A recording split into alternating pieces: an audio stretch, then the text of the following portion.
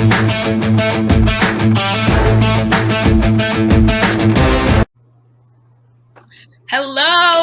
and welcome to Odds Checker March Madness Bracket Preview. I'm Jamie Kelton here alongside Drew Martin and Adam Trigger, and we got a lot of content for you today. Yesterday was Selection Sunday, the beginning of March Madness.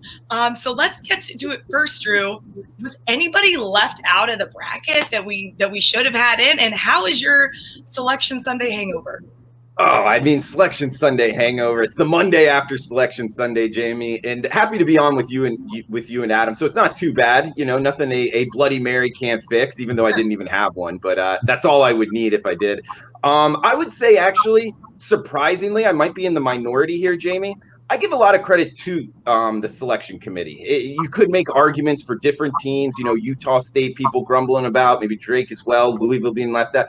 But I just think overall, given everything that happened this year with the pandemic, the shortened season, different resumes, different teams playing different amount of games, some of them going on pause at different times in the season. I think that's really hard to kind of compare each team. So I think overall, I'm not going to harp on the selection committee too much here, Jamie. I think they did a pretty good job.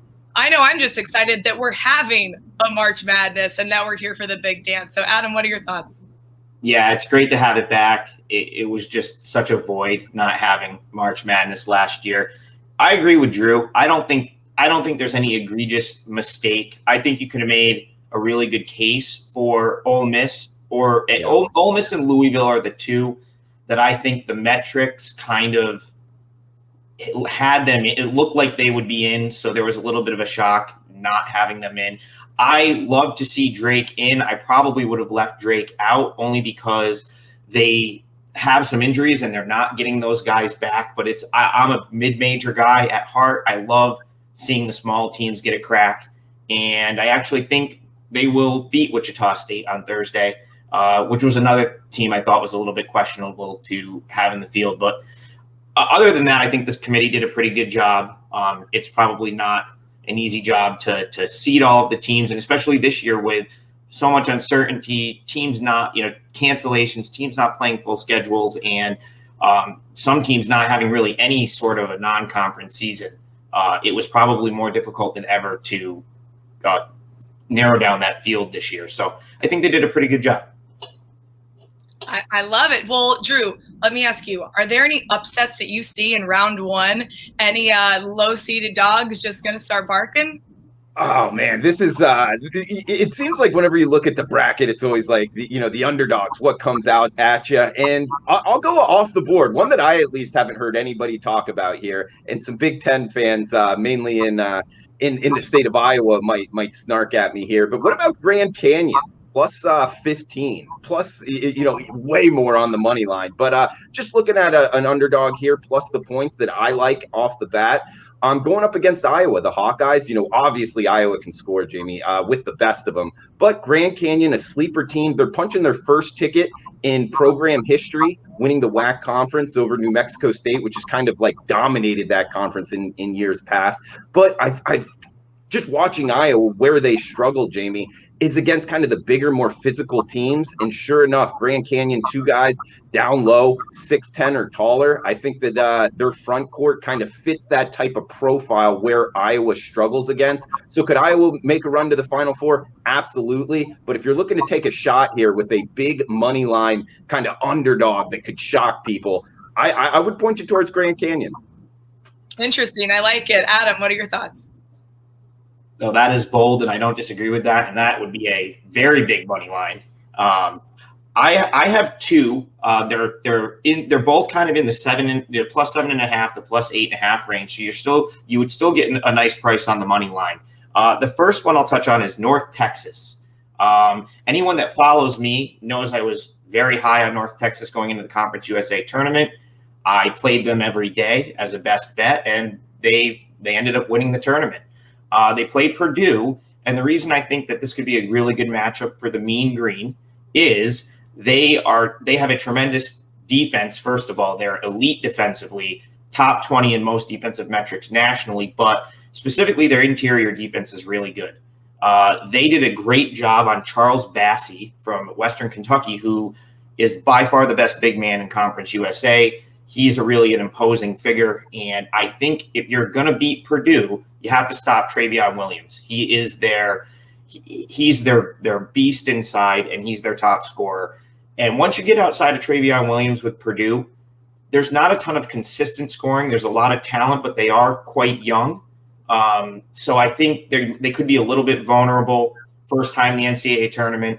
You have to remember these younger teams, especially if they have sophomores or juniors, there was no NCAA tournament last year. So a lot of them, even though they might be in their second or third year, might not have a ton of tournament experience. And Purdue specifically, anyone that was a freshman on that Purdue team probably didn't play much because that team was the Elite Eight Purdue team that made a very deep run. So North Texas, they're in the +7.5, +8 point range, great defense and very efficient offense. I think they have a real shot against Purdue. The other one is Abilene Christian. And they're in that same, I think they're maybe +8.5, +9.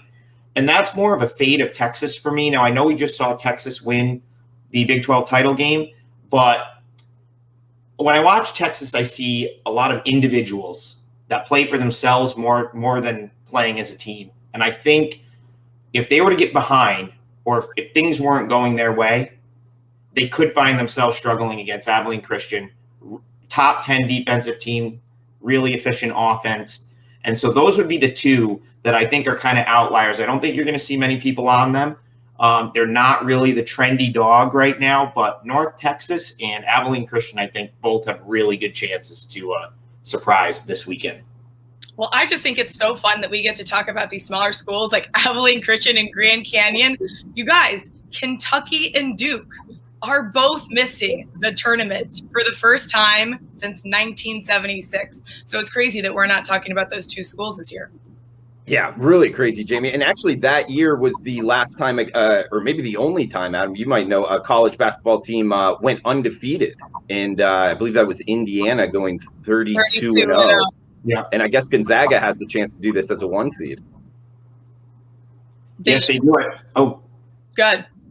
What I was going to say is I know it's reminiscent of, I want to say maybe 6 to 7 years ago when Wichita State had the chance to do it. And I believe they lost that year to Kentucky. They were an 8 seed. Wichita State was the 1. They had yet to lose a game. And I want to say that was the year that Kentucky went to the final as an 8 seed and lost to Kemba Walker and UConn. So yeah, very interesting. And the reason I bring that up is Gonzaga kind of fits that profile because they play in a weaker conference. So they play in the WCC. And I think that's the biggest knock on Gonzaga. I don't think anyone's sort of, knocking them as being the, an elite team or even the team to beat. But the reality is they really haven't been challenged since probably November or December, unless if you take away BYU in the last week in the title game.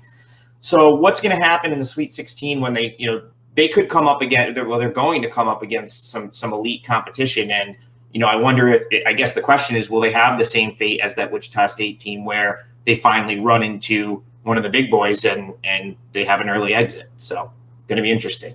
Who do you guys think has the easiest path, the 1 seed that has the easiest path to the championship game? You want to handle this, or I guess I would go at. I think they set it up well for Gonzaga, Jamie. Yeah. Now, I do kind of agree with the sentiment where Adam was going in terms of question marks about Gonzaga. They went up against West Virginia early on in the season. It was a 5-point game. Now, West Virginia's really come on of late. If you're looking for kind of a sleeper that not too many people are talking about, I think the Mountaineers can do some damage in the tournament. But just the way it sets up for them, I mean, the 4 seed in their little sub bracket at the top there is Virginia.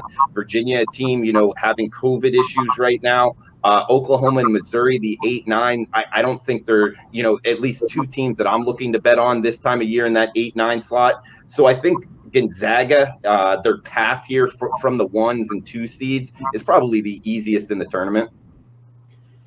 Yeah, I don't disagree with that. I think Gonzaga has a reasonable route to get to the Final Four. I actually think Baylor probably has the best path, and I know that they're going to get a named team in the next round. It's going to be North Carolina or Wisconsin.